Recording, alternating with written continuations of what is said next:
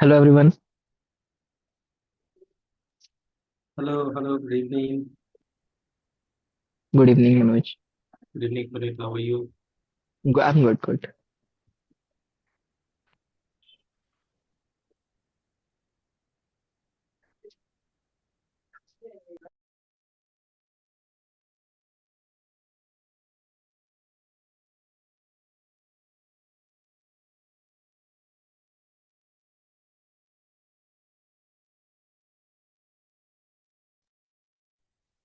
Hello. Good evening. Good evening, Mr. Ritesh.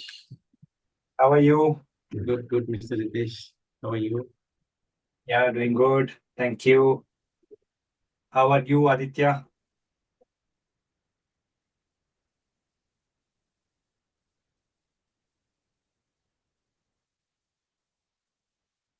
He's texting in the chat. Okay. Great. Uh, let's wait for a couple of more minutes. I hope others will join as well.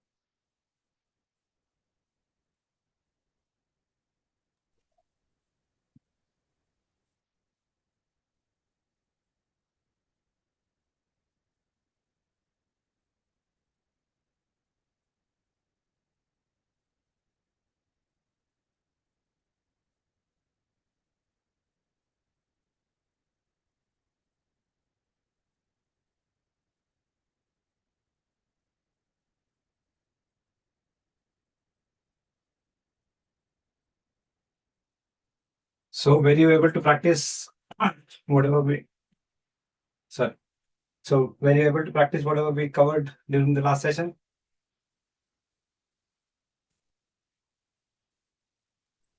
I'm sorry to tell you, last session I could not. I had a today Friday was a client visit and also literally I was.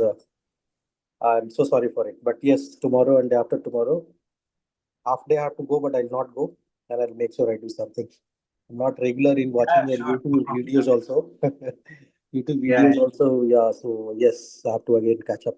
The financial year ending, uh, billing, collections. So a bit hectic, but yes, it should not be an excuse. Mm, No But problem. yeah, I'll have to catch up. Yeah. Good. Thank you for sharing, and thank you, Aditya, as well, for sharing in the comments. Um, okay, I think we'll get started. Uh, we are left out with only three sessions, so let's finish it off. Yeah. So I'll tell you what I'm going to do, right? So for the first 30 minutes or so, I will explain about um the workload units, how do we optimize it, and what are the best practices and stuff like that. And after that, we will stop the session, right? Or rather, we'll stop the recording, we'll stop the YouTube live thing, and I'll show you some real life examples of how workload units is being consumed and how does it impact, how do we make changes and stuff like that. Yeah, because those are real client projects. I do not want it to go to what to say social media and stuff like that. Okay, just because of privacy and other things. But I'll share with all of you who have joined today so that you actually get to know how actually these apps, how actually workload units impact in a real app, which has a lot of users and which has been used by multiple users across across the entire day. Yeah. So let's get started. I'm going to share my screen and we will go back to our application. Okay.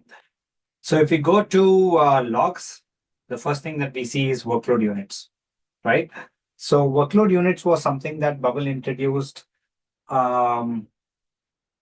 almost 2 years back, right? Prior to that, there was no concept of workload units, right? Just to give you understanding of what workload units is and some analogy.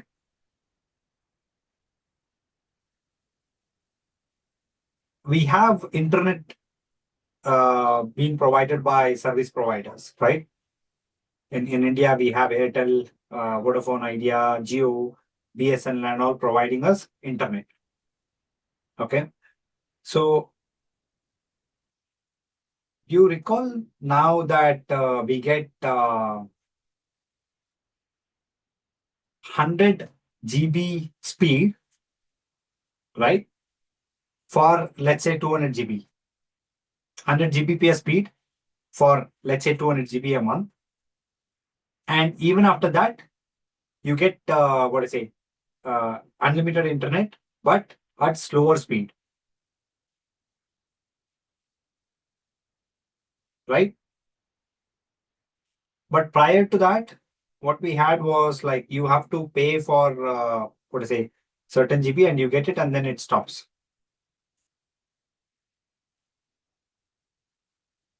Right? Do you recall? Yeah. So Bubble's workload units is something like that, right? You pay them based on your plan, you get speed limits. Okay. Now internet is also like that, right? So you take plans based on which your speed will be determined. Okay. Workload units is something like that. What they saw is if we are in the base plan, okay, so they had prior to workload units, what Bubble had was you take a plan, let's say plan A, plan B, plan C, right? Your speed of the app was dependent on your plan. If you are in plan A, then your speed would be much lower. If you are in plan B, then your speed is slightly higher. If you are in plan C, then your speed is even higher. Okay. And what ended up happening is a lot of users who started using, started learning Bubble and building apps on Bubble. Okay. They were not optimizing the application. Right. And there is no limit of like how much I can use and so on and so forth. You are limited only by the speed. Okay. So you can run some, let's say, backend workflow all throughout the month. Right. And you didn't have to pay them anything extra. Right. It was just running in certain speed.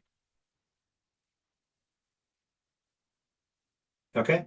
It's like getting an unlimited internet at certain speed and you can download all day long, all month long.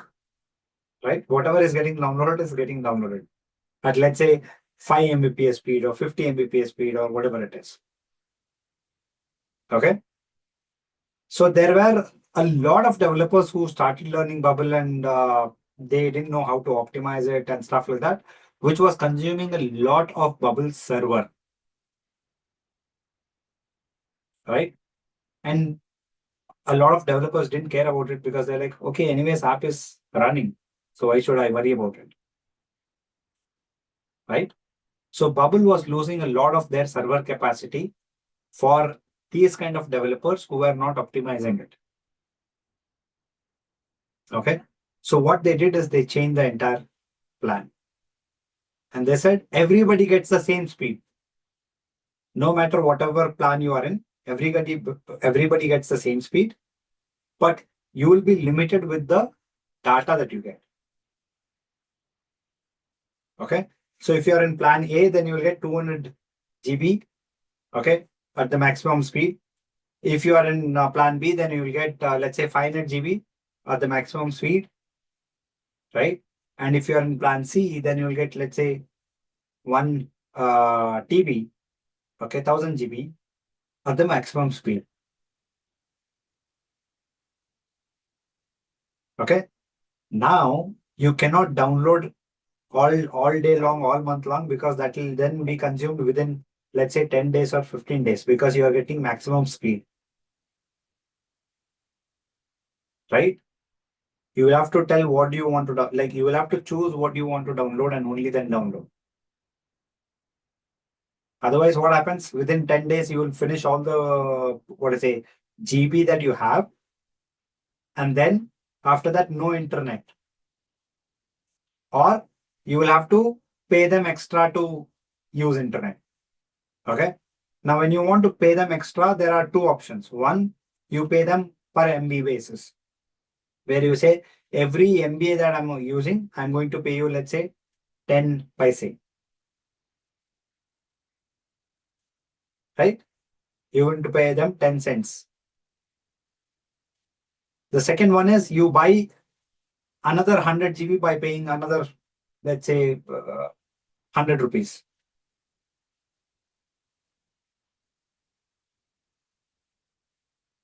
Okay.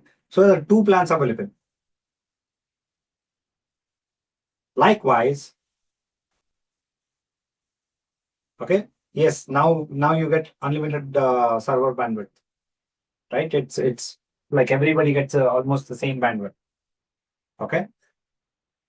But you are limited with the workload units. Okay, so let's go and understand workload units ka funda. Right. So you see that we are in right now agency plan, and agency plan gets 150K workload units per month.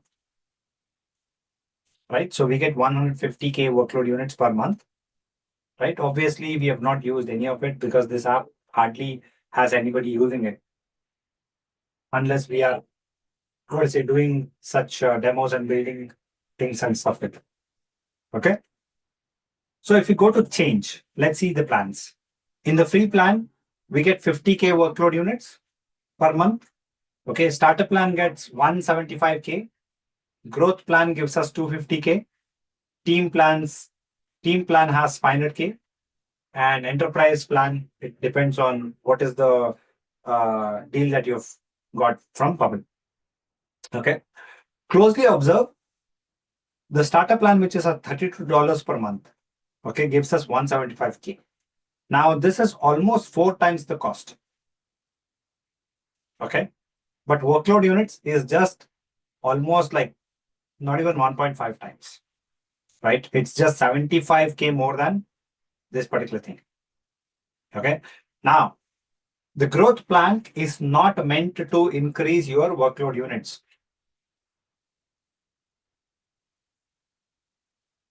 Okay, growth plan is not meant to increase your workload units. So we have other advantages here. We have 2 app editors, which means like you can actually invite 2 editors who can build the application over here, right? You have premium version controlling, which means if we go to this one, we can have branches and all, right? You can see here, we get 10 custom branches. Here we don't have branches, right? You also can add 2-factor authentication. Okay. Likewise, team plan, if you go, right, the cost is almost 3 times. But the workload unit, this thing is just double, right? But what you pay for is basically the 5 app editors. Okay, sub apps. You can actually create sub apps in team. Okay, I've never created this, by the way. You get 25 custom branches, and then you have 20 days of server log. Okay, here I believe it is 14 days, and here I believe it is 2 days. Okay, and here it is 6 hours also. So if you want to make any revert, if you want to revert back, then you have just 6 hours to do over here, right? Here you have about 2 days. Here, I believe it is 14 days. Here it is 20 days. Okay, if you click on compare all features, you can see all the features and check what exactly happens. Okay, now going back, because I'm in agency plan, it's not give. Okay, we have it here. Let me check. No, this is not the one. Right. So I'll show you when I show you a real app. Okay, which has this thing. But we can also take additional workload units. Okay, and storage also is there, but that's not the topic for today. Okay, if we go to logs, then you can see that we have consumed 323 workload units on 21st of Feb. We have consumed almost similarly on 12th of March, right? And very little on the remaining days, right? These are the days we had session, I believe, right? And remaining days we didn't have session, and that's why we are not able to see anything happening there. Okay. Overall, we have consumed 907 workload units in the last 30 days. Okay. Keep in mind that when we come to logs, we will see the last 30 days ka history. Okay. We can see what has happened in the last 30 days on the logs section. But if you go to settings, right, this particular thing is a calendar monthly basis. You can see that this is getting calculated from March 1st to March 31st. Okay. Your workload units are reset on the last day of the month.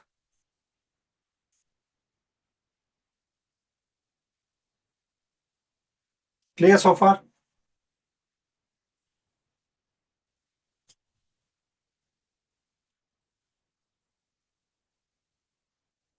Hello, is this clear? What is server logging? Something the term used, no? The 6 hours, 20 hours, what does it mean, Mr. Ritesh? Okay. So if you go to data, okay, not data, let's do it from here. Okay, let's say I've made some changes and I want to go back, right? It's your app's change history kind of thing. Okay. Now let's assume that I made some changes 2 days back because I wanted to try something new. And then after working on it for 2 days, I realized that I've messed up things, right? What was working before is also not working.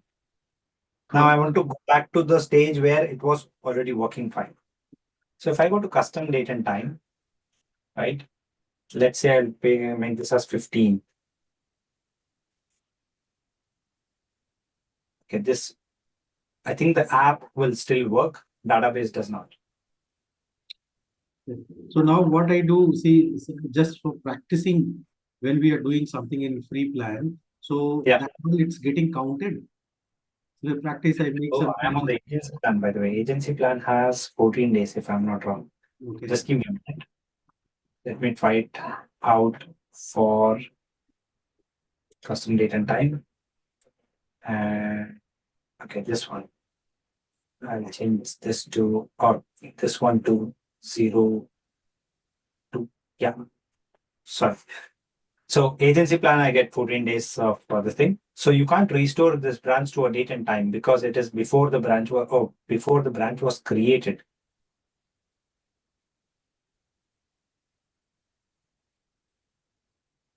No, we have been working on this for close to 2 months now.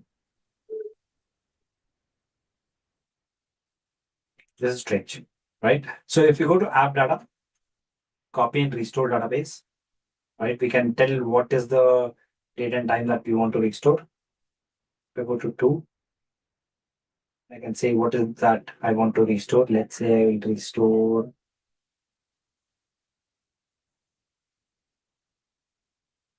user. It lasts me data past version. Okay. So you can see your current plan doesn't let you go back more than up to 2 days. Please upgrade to get back earlier in time. Okay. So they have limitations on how much back can you go with regards to your app and how much back can you go with regards to your data. I'll go back here. I'll restore it to present date and time. I believe 7:50. Yeah. Did you get this? Yeah, so this is only if we want to restore. We can do whatever, we can make changes. You can do whatever you want, right? But for restore, yeah. So if you want to go back in time, then you can. Bubble only saves it for certain time based on your plan. I got it. Thank you. Okay. Yeah. So it works like Google Sheets restored versions, right? Oh, it's mentioned here. 2 days of server logs. Okay. So all of that being said, now let's understand how does workload units work. Okay, so you can see it over here, how much it is consumed and stuff like that. But if you scroll down, then you can actually see what has consumed workload units. And 85 to 90% of the apps will be consuming workload units for fetching the data from server to browser. Do a search for, right? So I'll click on this one. And you see this is search, real-time search, aggregate search, individual data request. And the biggest one is search. I'll click on this one.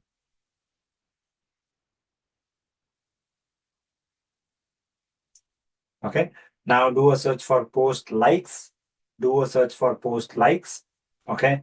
Do a search for post comments. Do a search for posts.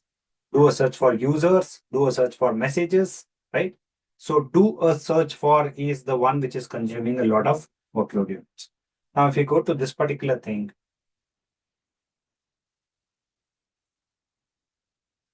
okay, we can see where exactly is this being used. Right. So we have it over here, which is we are saying do a search for post likes. Okay, linked post equal to parent group's post created by current user. Okay, the count of this greater than 0. This condition is which is taking the maximum workload units in our case now. Right. So Aditya has shared his version of it. Okay, and you can see that it is do a search for which is taking the maximum load. Right. This is the case with most of the applications. Okay, while our application is still in the very, very initial stage and you cannot make much of it right now. Okay, but when I show you a real example, you will understand what happens. But what we have to understand here is any character that is coming from Bubble server to the browser will consume workload units. Right? Every character that comes from Bubble server to browser is going to consume workload units. So what does that mean? When we do a search for, right, we have to be sure that we have data stored, whatever we need always in the do a search for. Okay. What I mean by that is if we go to users and we have created so many things here. Okay. So we have user role, we have user details, we have role number, we have profile picture, we have OTP, we have name, linked department, gender, DOB, city, admin, and so on and so forth. Okay. Now, we have to understand what are structured data and what is a non-structured data. Okay. When I say structured data, name is a structured data. Right? Because you know that name can, let's say, be a maximum of 50 characters or 60 characters. right? Some big names, maybe 60 characters long. Okay. OTP, you know that it will be 4 characters if you have set it for 4, otherwise 5 characters. Roll number also same thing. It's single digit, double digit, or whatever it is, right? Date of birth also, you know, it will have month, it will have date, it will have year. That's all. City may be like 15 characters or 20 characters max. Admin is yes or no. Okay. But let's talk about bio, for example. Okay. Or if you're talking about post, right? Unless and until you restrict them for the number of characters, text post can be any characters long. They can write a 10 character long post. They can write a 100 character long post. They can write a 700 character long post.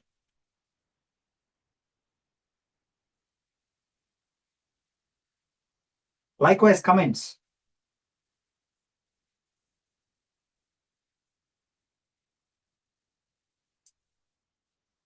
Right? We can write as long as we want in comments. Okay. Those text based thing are unstructured data. You don't know how long it will be. Okay. And that's the reason I always create user data table and then user details table. Right? Now, bio is something that I'm never going to show on the front end in the, what to say, repeating group of users. Career goals and aspirations, I'm not going to put it in the, what to say, repeating group. Right? Linked user is just to ensure that which user this particular details is linked to. Yeah. So I will have the structured data in one data table and I will have unstructured data in another data table, right? Also, if there are any structured data which might not be required on the front end to be shown. So for example, if I go to admin, right, we have a user table being shown here. Okay. Now, if you go to the user table, what we have is one is the image, one is the name. Okay. So if you understand your application better from the beginning, then you can keep the data which is required to be shown on the front end in one data table, and remaining everything you can put it in another table. Because, okay, even though we are displaying on the front end just the profile picture and the name, right? When you do a search for users, whatever number of characters this will take, whatever number of characters this will take, whatever number of characters this will take for all the records that we have in the database, right? So if you go here, we have it like 29 records.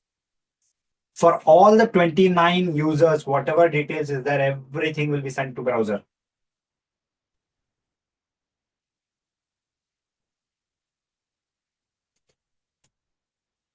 Right? Everything will be sent to browser. That's why constraints would be handy in order to filter the data. If you add the constraints, yes. Do a search for, if you give some Do a search for, then add a constraint as to what is the user table that you want and stuff like that. But even then, right? Let's say out of 29, you are getting 10 records. For those 10 records, everything will be put out on the browser. Of course, depending on the privacy rules, it will depend, right? So if I am a user who is on the browser and I do not have access to, let's say, a few of the fields, then that will not be sent to browser. But if you look at Amazon or Airbnb, the moment you enter, I mean, everything comes Correct. for the users to be. That's why you have to understand what is the, what to say, app's requirement. Okay. Right? What is the app's requirement? Generally, description will never be on the front page. You will have the image, one image shown. You will have name of it. You will have probably the price of it, right? When you click on it, you will fetch all the details of it. Yeah, description does not appear in the beginning. Generally. Yes, yeah. One more thing is, most of the traditional web application development will always allow you to fetch only the information that you need. Yeah. Okay. So they will not consume as much workload units as we built it on Bubble. Of course, the concept is very different, but you can, when you're fetching the data from normal database, right, you can tell what are the information that you need. Okay. You have to tell that, okay, I need admin data, I need city data, I need gender data, I need name data, I need roll number, let's say, right? Rest of the details will not be sent to browser. In in context, I mean, for image, how do you calculate how is the characters calculated for images?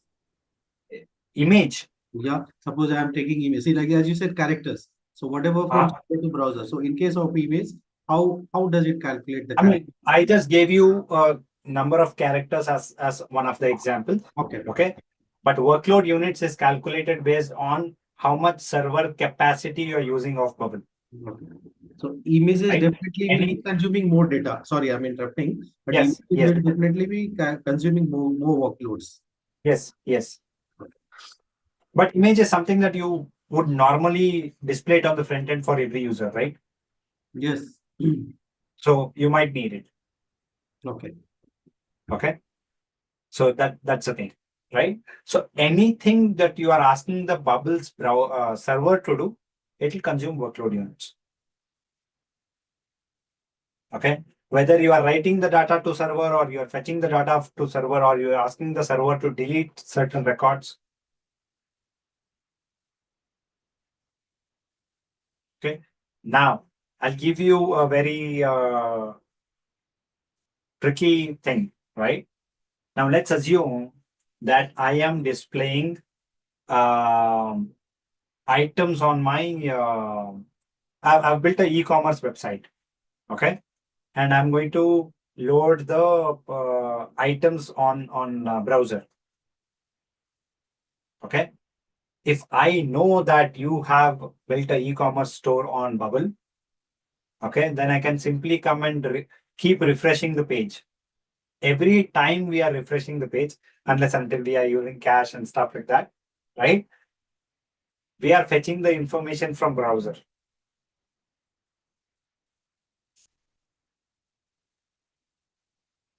Okay, which means we are consuming workload units.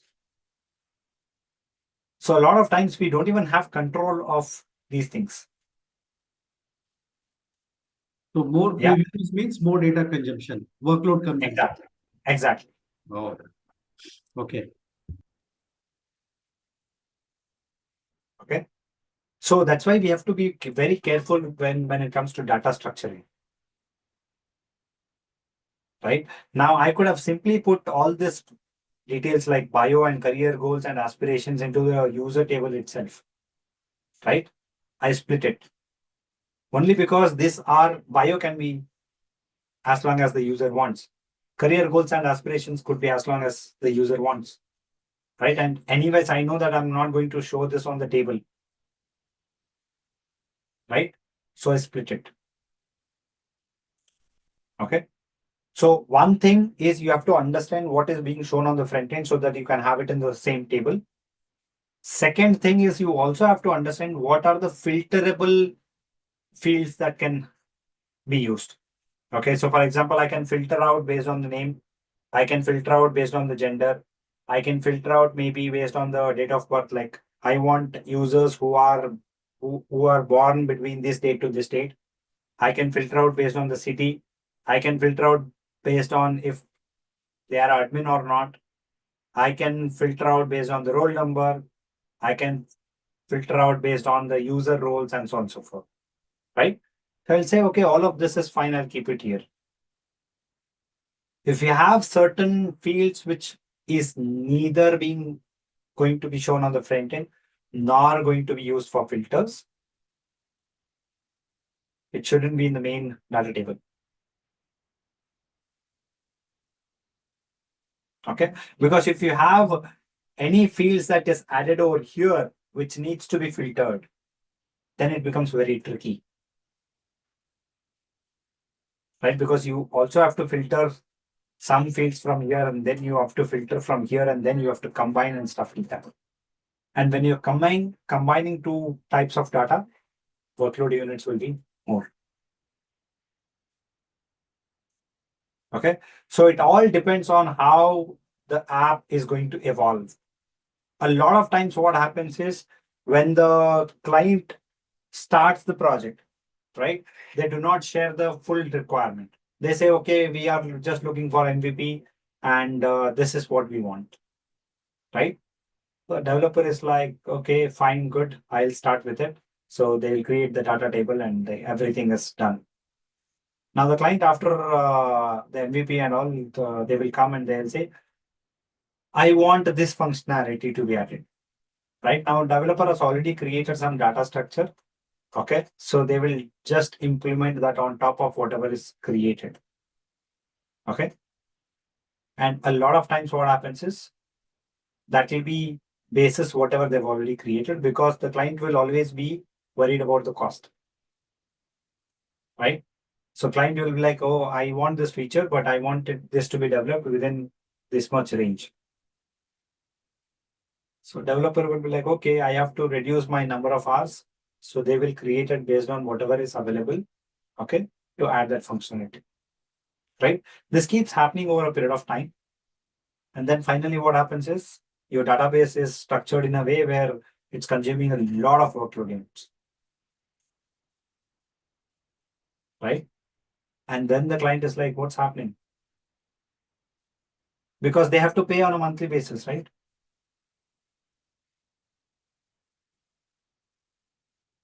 Getting it?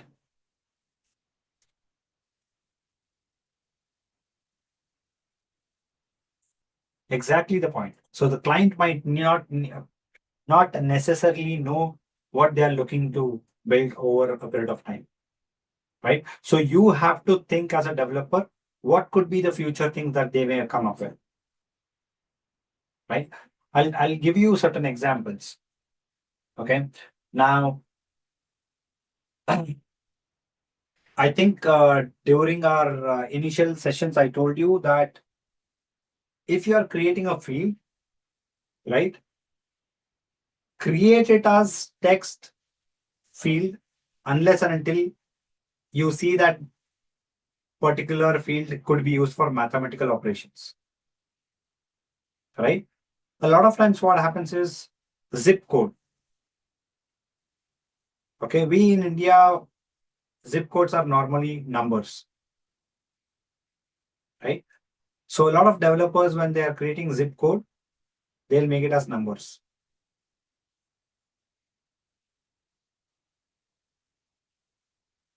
The client then comes up and says, hey, now we have got a very good base in India. We want to, what do you say, also start in, let's say, Europe or some other region, right? And some of the countries have zip code which is alphanumeric. Now this zip code is being used across the platform. And you do not have a way where you can just directly change this from number to text. You'll have to create a new field. Okay. If you create a new field, then you have to map it all across the application. Wherever you have used zip code, you have to change it to the new field that you have created. Right? That means you're spending more time. The client is like, why are you requiring 5 hours to get this done? I mean, I'm just asking you to add one more country in the system. Okay, and I know that adding one more country in system is not going to take you 5 hours if you're doing it in Bubble. You're getting it? I've just shared a very simple example. A lot of times what happens is I want to create, let's say, I'm creating a job portal. Okay. And the client would have told, okay, in the job portal, I want the role, I want the, what's say, location, I want to add the salary that we are going to give and stuff like that. Right? So as developers, what we will do for role, we will put a text field. For location, we will put a location field, geographical location field. And for salary, we will put a number. Okay. After certain time, the client will come and tell, hey, you know what? I have spoken to the users and they say that instead of salary, we want to make it as a range.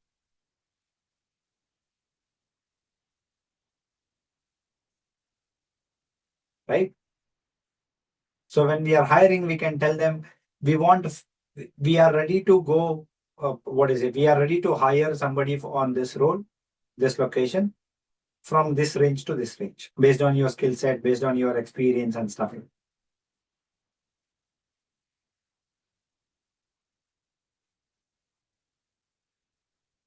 Right? So the range is still fine. You can handle it because you can make this as min range and another field as max range or something like that. Okay.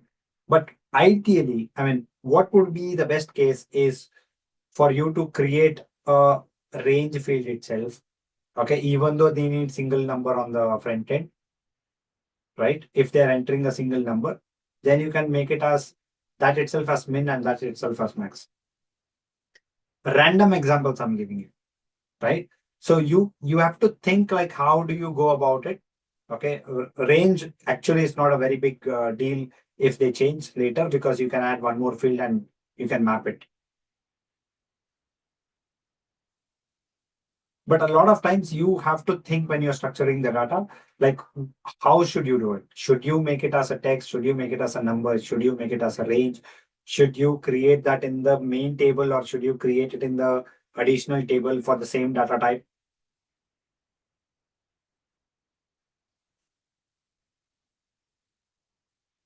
Right? A lot of times what happens is, let's assume that we are creating an invoice creation platform. Okay. Now we have items. Let's say we have created an invoice platform where we add the invoice number, the client, the due date, the invoice date, all of that. And we can add items into it. Right. So we are adding the items. Item 1, let's say 100 rupees. Item 2, let's say 500 rupees. Item 3 is, let's say 300 rupees. The total. Okay. A lot of times what developer do is they will sum it up. Okay. Like 100 rupees, 500 rupees, 300 rupees. So in the, what I say, element where we have to show the sum, they'll submit item 1 cost, item 2 cost plus item 3 cost. So every time somebody is viewing that particular, what I say, this thing, you are doing summing. Okay. And whenever you need to do a total of all the invoices together, let's say you on the dashboard, you want to show all the invoice total. Then what we will do is we will do a search for all the items, right? Get the value of it and then sum it. Best practice would be to already save the invoice total in the invoice table. Okay, based on the items that is already been added. So when I add the item 1, the invoice total should be 100. When I add the item 2, which is of 100, 500, then the invoice total should be 600. When I add item 3 of 300, invoice total should be 900. Right? So we are already fetching the invoice details. Along with it, total will also come, which can be displayed there.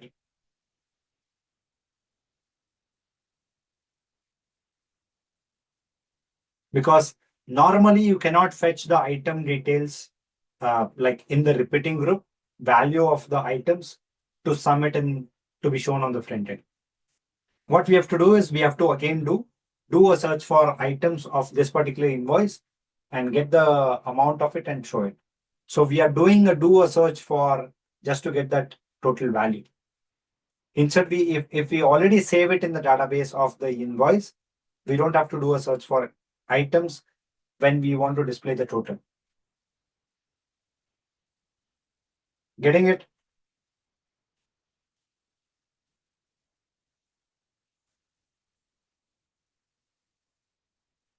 Because in the invoice table, you do not show items. You will show what is the total invoice amount. And when you want to show the invoice amount, you do not have to do a search for items of that particular invoice just to get the total. Because when you do a search for, you are getting all the information about that particular items, which you are not going to display. You are just going to display the sum. So why not sum it and keep it in the database, right? It might cost you 1 or 2 additional workload units to save it in the database, but that particular thing will save you in the long run. Does that make sense, everyone?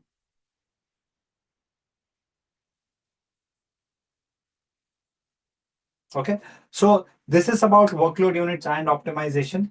Okay, keep watching like what's happening over here, right? Which is consuming a lot of workload units and how do you optimize it and stuff like that. Yeah. Do you have any questions or can we go to the real example?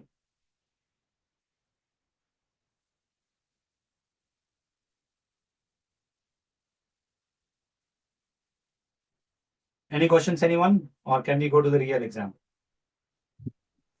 Hello. Okay. Yeah.